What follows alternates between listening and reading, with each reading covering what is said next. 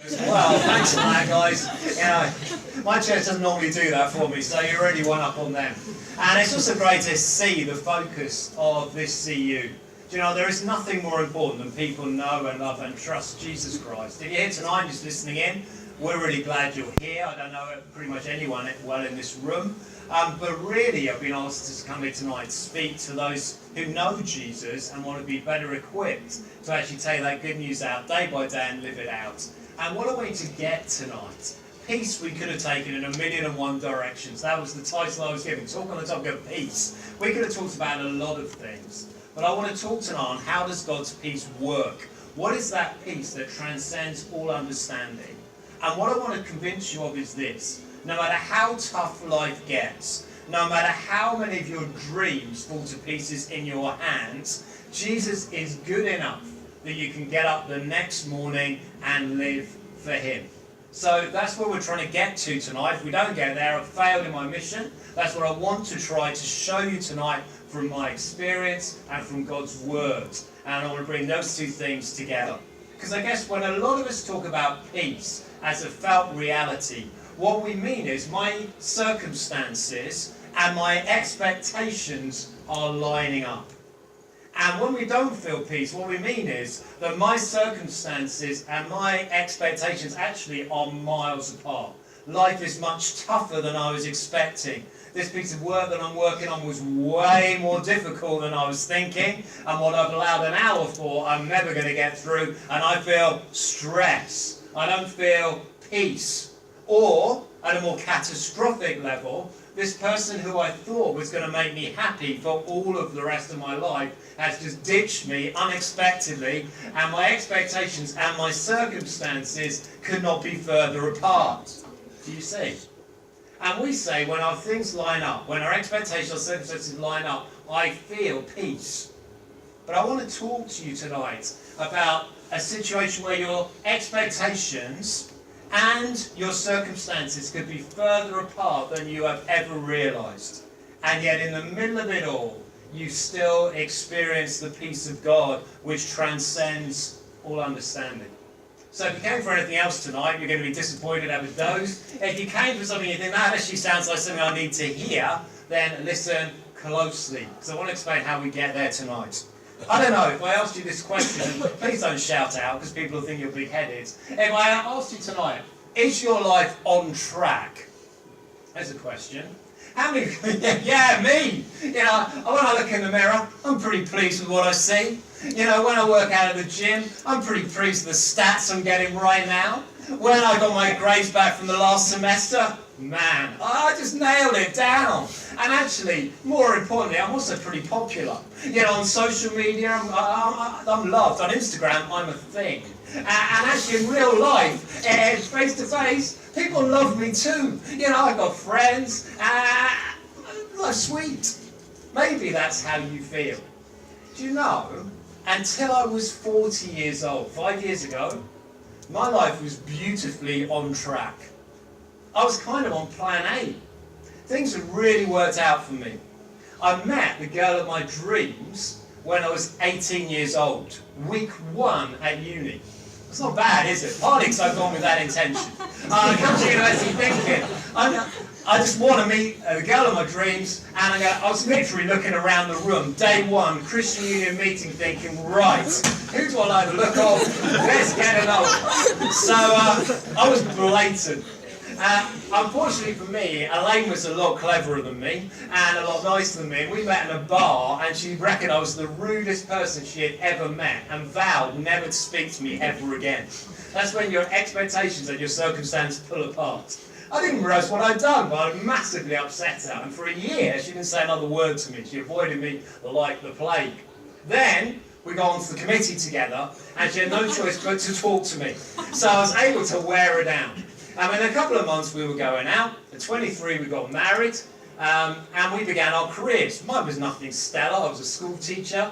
I worked at various secondary schools teaching history. I worked in some really rough and exciting schools. So on my first day as head of history at Hartcliffe School, it had gone quite well. And surprisingly, I was back for a second stint. And I was teaching bottom set, year 7, last thing in the afternoon. And my dad had been pretty good to that point. They were pleased to see me. And the lesson was nearly over. It was about 10 minutes of bell. I was thinking, I'm going to get out of this first day unscathed. When one of the boys, I still remember it, so I met him recently in a curry house, a boy called Ben put his hand up and asked a question. And another little boy called Neil, and I remember him because of my name, said, "You thick," and then used one of the four most offensive words in the English language to describe this other boy in the class. I was like, did I just hear that? Yes, I did. The reaction of the class shows me I did just hear him say that. So I said, "Neil," I was trying to be calm, I said, "we don't use that sort of language in my classroom." I was like, okay. This little boy gets up, throws his chair across the classroom, and marches out. So I'm pretty confused as to what to do next. So I say to the rest of the class, "Oh, don't worry about that. I'll follow that up in a minute. Neil's going to be fine. He will be in trouble, but don't worry. It'll all be fine." Anyway, a few minutes later, the bell goes. I wandered down to reception to see the head of special needs and the caretaker with a ladder leaving school. This does not look good. So I went up to reception saying, what's going on there? And the receptionist said to me, "So I don't know, but some little kiddie just ran out of school and he's now on the roof of the primary school next door throwing stones at the children down below." So the caretaker had a special needs and try and talk him down. Anyway, that was my career really. I worked in some pretty full-on schools and it was never dull. My wife, Elaine, went on to be a doctor and she worked at the RUH in Bath in obstetrics and gynecology, and she was genuinely good at her job. And then at 28, my pastor sat me down and said, "Neil, we think there might be a change of direction for you. We think you're going to do church planting. We'd like you to get retrained." And I was like, "What's church planting and what do you mean retrained?" But anyway, that began me on the journey to being a pastor. And a couple of years later, Elaine and I had our first child. At 30, my son Isaac was born. He turned 16 in October. And then 2 years later, on our bedroom floor, my second son, Oscar, was born. And next to the wardrobe. And there he was, and it was all good.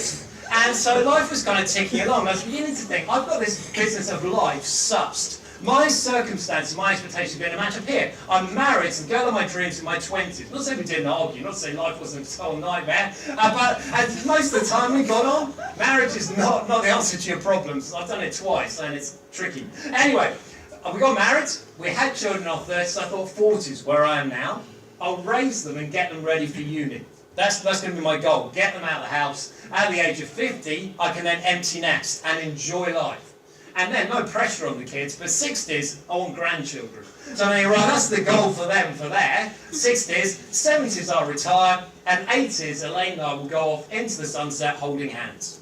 That was the aim for my life. So it was a modest plan. Isn't it? There's nothing spectacular. And until I was 40, and Elaine was 5 days younger than me, so we were both 40, that was on track.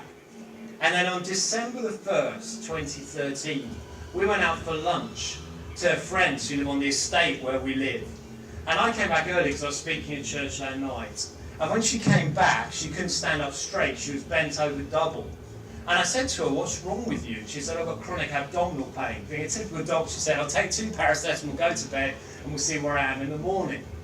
Well, in the morning, she was much worse. And 2 days later, she was admitted to hospital. 2 weeks later, she was diagnosed with bowel cancer. 2 months later, back in the RUH with one of her teams, I had that horrible conversation in the chapel there, where the doctor had operated on it, just sat me down and said, "Neil, I'm very sorry. There's nothing we can do." And she lasted another 20 months and 22 rounds of chemotherapy. But in the end, there was no more strength left. And she died on August the 14th, 2015. My boys were 9 and 11. My eldest started secondary school about 2.5 weeks later. And my plan was blown to pieces. This might sound weak, but I want to be honest with you. For the first 5 months after a terminal diagnosis, I cried every single day. I cried in the shower because I had to be brave for her because she was the one that was sick. I had to be brave for my boys because they were going to grow up without their mum. But I cried every day that my plan, which seemed simple and straightforward, had just been blown to pieces.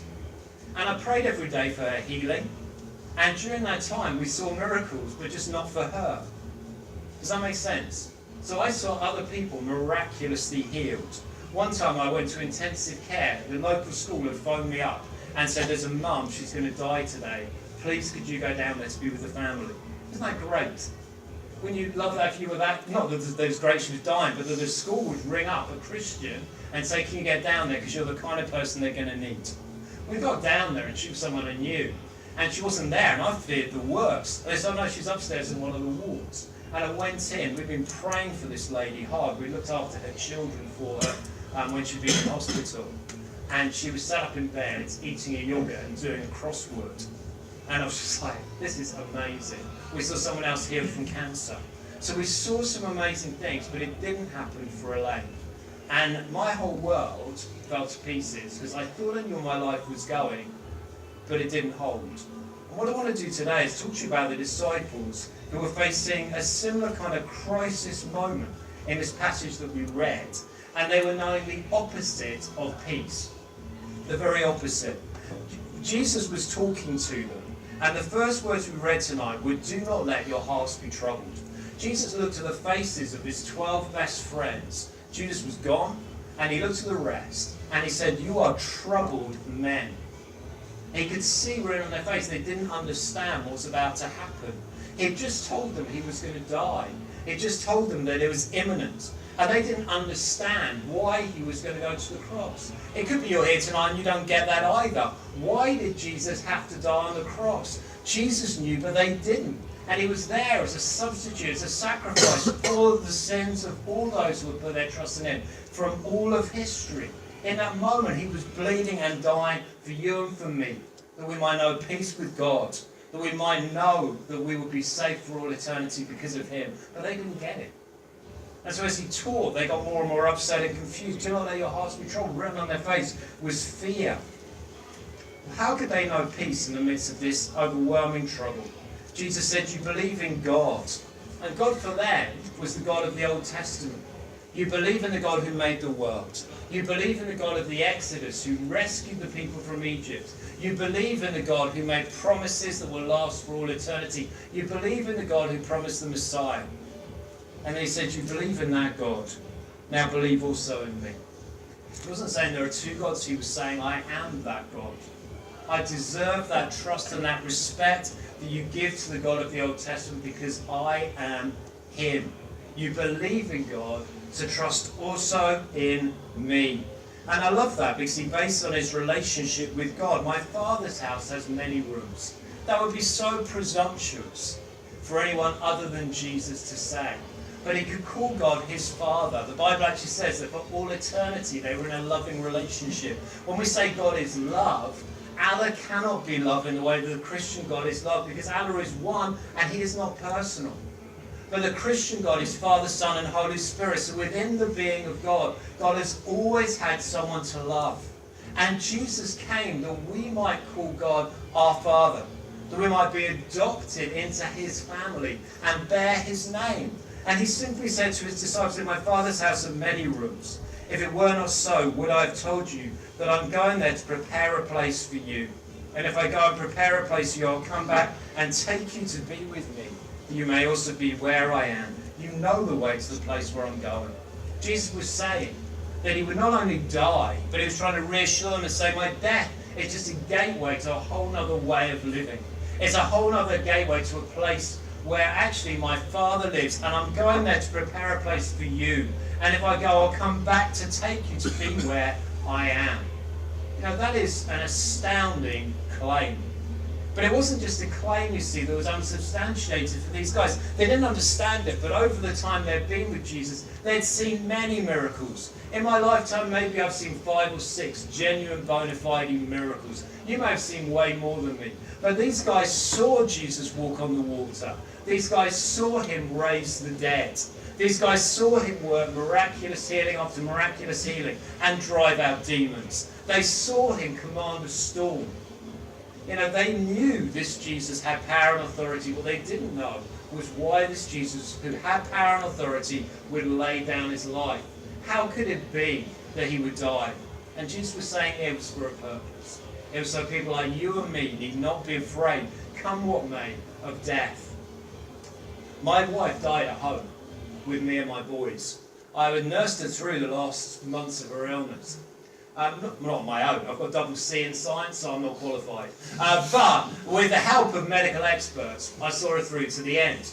And it was weird. I'd never seen anyone die. I went to bed the night before she died. She died in the bed we'd always had since we'd been married. They brought in a hospital bed, and they would always put up, the nurses would move her into it, and she'd have got hardly any strength left. And as soon as they closed the door, she'd always shuffle out of bed and kind of crash back into our bed. And the night before she died, she hadn't been awake all day. And as she said to the Lord, Lord, I'm exhausted, I need to sleep. And rarely in my life do I hear the Lord directly. I hear him every day through this. But occasionally in my life, he'll just say things to help me along the way. Not only your relationship with God's life, that's how mine works. This, every day, occasionally additional help when it's most needed. And on that day, he says to me, Neil, you go to sleep, I'll watch over her while you sleep. Very helpful. So I rolled over and went to sleep. And I woke up in the morning and she was still there and still breathing, because I didn't want to miss the moment. And within 20 minutes, her breathing had changed. So I rang the hospice and said, what should I do? They said, check her hands and her feet, are they warm? I said, yeah, they're still warm. Then her breathing changed again. I said, let's get her to hang up. I said, boys, and they were downstairs playing on the PlayStation. I said, get up here now. And they ran up and both said goodbye to their mum, kissed her, told her they loved her. I did the same. And then she passed from this world into the next. But you know, in that moment, one of my favourite miracles came to mind. There was a little girl, 12 years old, who died. Some of you will know this story. And Jairus came looking for Jesus, and he was too late. And she was dead. And Jesus said, don't be afraid, just believe. And then he took the parents into the room. And as she said to her, little girl, I say to you, get up. And in that moment, when my wife died, who I'd loved since I was 18, been together with since I was 19, I just thought on the other side of the grave, there is one who prepared a place for her. And in that moment when she took her final breath, there was another voice that said, little Elaine, I say to you, get up. And unseen by us, she got up from death, and she is with Jesus Christ in a room he prepared for her. Now, if you don't get that here tonight, you're in good company, because the disciples didn't get that at all. Jesus made that tremendous speech here. Do you see they say, Thomas, hands up, in the air. Lord, we don't know where you're going, so how can we know the way? It's the day before Jesus is going to die. This is after it's a degree's worth of intense practical training. Thomas is asking the most basic question. We don't get it. You've explained it a million times, but I am utterly lost. I'm confused. Where are you going? And if you are, how on earth do we get there? After 3 years. Some of you have persevered here. I love your testimony at the back. We had a guy in our church saved this year after 35 years. His sister prayed for him in his 20s. He's just retired at 60, and he was saved this year. So don't give up, my friends. You might have a long haul, but God hears every one of our prayers, and every seed you sow here, in his time he can reap a harvest. That's the amazing thing. Here's Thomas, 3 years of intensive teaching from Jesus himself, still clueless the day before he dies. Utterly clueless. Lord, I don't get it. No, we're lost. All of us. None of us get it. How can we possibly follow you if we don't know where you're going? And Jesus says these remarkable words. He says, I am the way, the truth, and the life. No one comes to the Father except through me. I am the way. You know, if you want to know the way to heaven, if you want to know the way this world works, if you want to know the Father, Jesus says the only way to do it is through me. Like if you want to get to Bognor Regis, I don't know why you would, don't ask me, alright? And also don't tell me how to get there afterwards, because you'll ruin this illustration from now on. I think it's on the coast, but I have no idea how to get to Bognor Regis. Do you know why? I've never been, and actually I never want to go. So those two reasons mean it's pointless. But Jesus was unique in that he came from heaven to earth, and he knew how to get back. And he was going to be the way to connect us, not just heaven as a place, but to his Father as an experience and a relationship. No one gets to the Father except through me. And he is also the truth. None of us can rightly see ourselves without a relationship with Jesus. Truth does not come from within. Opinions all around us change all the time. Even in your lifetime, there have been massive changes in perspective on the way that people see all sorts of topics and the way they perceive identity. Very simply, gender is one of the clearest examples in your lifetime. And it's still moving from being something that was thought of as binary to being thought of as something that's on a spectrum. Not because there's any new scientific evidence, but just a new way of thinking about things that has been just thought through in that way. And has a massive influence on the way people see themselves and understand who they are. But that's a change in your lifetime. And you guys are young, enjoy it. You'll be grey and furry like me before too long. So at the moment you've got your youth, but you can see the change going on around you. So how do we know what's true and real? It's not from within. It's not just by listening to a myriad of voices. It's by saying there is a God who made me. There's a God who made this world and understands how everything fits together and works. There is a God who's so big that his truth has permeated the whole of time. Human beings, right the way back to their earliest days, have understood who they are in the light of this God. And on planet Earth today, about 1 in 3 people are following this truth. Still today. That is a remarkable thing. In my lifetime, really in the lifetime of your grandparents, you know the biggest change? This has gone global. This was a Western faith for a long, long time. Not anymore. This is truly global. And in countries where it's not allowed, it's growing fast. Church in North Korea is growing fast. The church in China is growing fast. The church in Syria is growing fast. It's remarkable, isn't it? That it transcends culture, that it transcends history, that the truth of Jesus Christ has stood for 2,000 years, and there have never been more believers alive in the world than there are today. Fact. Remarkable. And we may not see that much of it in this country here. And it may be tough on campus. And people may be rejecting this and not want to know. But globally that isn't the case. People having their eyes open and set free in large numbers. Because this is the truth. And they can see that the only way to know God is through Jesus Christ. And the only way to see ourselves and build a life that means anything is through him. I am the way. I am the truth. I am the life, says Jesus Christ. And he doesn't just mean an improvement to our life. He's not an add-on or an addition. That same life that brought this world into creation actually speaks into the hearts of anyone who will put their faith and trust in Jesus Christ. If you're here tonight and you say, Lord Jesus, forgive me for living my life the way that I have been to this point. I believe you died on the cross for me. I believe you rose from the grave as we've been singing, that I might have new life. Then new life's what you'll have. The same power that raised him from the dead will work within you to bring about a new creation within you, the Bible says, that is for now and for all eternity. If you're here tonight and you belong to Jesus, you are new creation. Your body isn't. It will wear out. You'll get a new one of those fitted for eternity. But the inner part of you, the renewed part of you, will never die and has an unbreakable bond to God himself as your Father in heaven. And that's why what Jesus says here is so remarkable. He says here not only that it's a future event, but right now. All this I've spoken with you while I'm with you, he says in verse 25. But the Advocate, the Spirit whom the Father will send in my name, will teach you all things, remind you of everything I've said to you. He knew the disciples didn't remember it or understand it, but they would. And I love this next verse, which is why I chose this passage. Peace I leave you, my peace I give you. I do not give to you as the world gives. Do not let your hearts be troubled, and do not be afraid. You see, there is much in this world that can undermine our peace. Our expectations and our experience can be miles apart. But if we know Jesus, we can have peace in the middle of it all. It's not just a future event. It's not just if the wheels fall off. It's that our loves become reordered. So we love him more than we love anything else. So other things can be taken from us. Our health can be taken from us. Our dream job can be taken from us. Our dream relationship can be taken from us. In the end, death will get all of us unless Jesus Christ comes again. You know what can't be got? Your relationship with Jesus and your loving bond between you and the Father is unbreakable. And that will get you out of bed on the worst of days. That changes the way that you see things.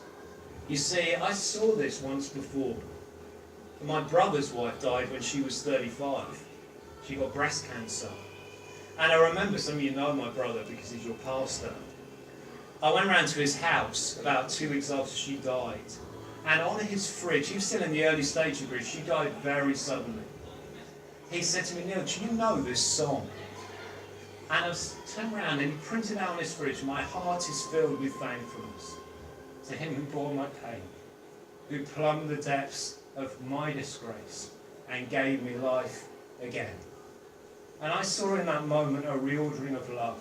My brother loves Sarah so much. He loves Melissa and he's crazy about her. And he loves Sarah just as much. And I could see in that moment how you could have grief and joy side by side, how you could deeply feel pain, but in the midst of it you could still know joy and peace and love, because God is greater than our circumstances and he loves us whatever happens. I don't know you here tonight. Your life might be bang on track just like mine was when I was your age. If it is, enjoy it. It is a thrill. And don't forget that Jesus is still reordering your love, still teaching you so much on the best of days. Never love those things more than you love him. Bring them before him and say thank you. My wife, when she was sick, used to write an A5 page of blessings every day. Every day, until she was too weak to lift a pen. A great discipline. So if your life's sweet, thank God for it.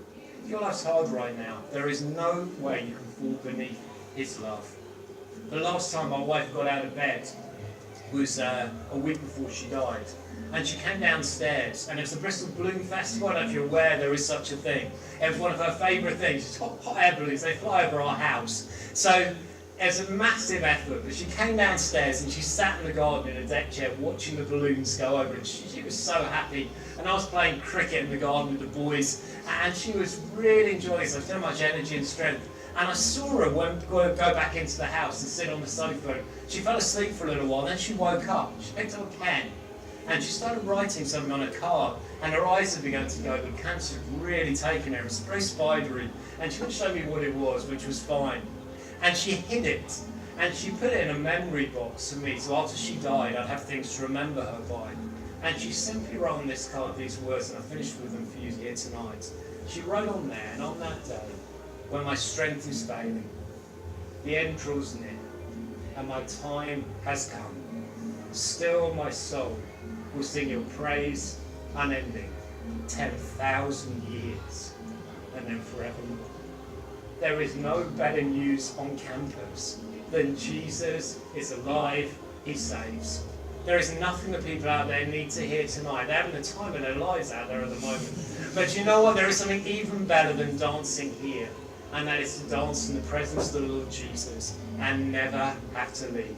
So when you go out of here tonight, you've got what they need. It's within your heart, it's within your life, because Jesus has rescued you. And he is enough for every single day.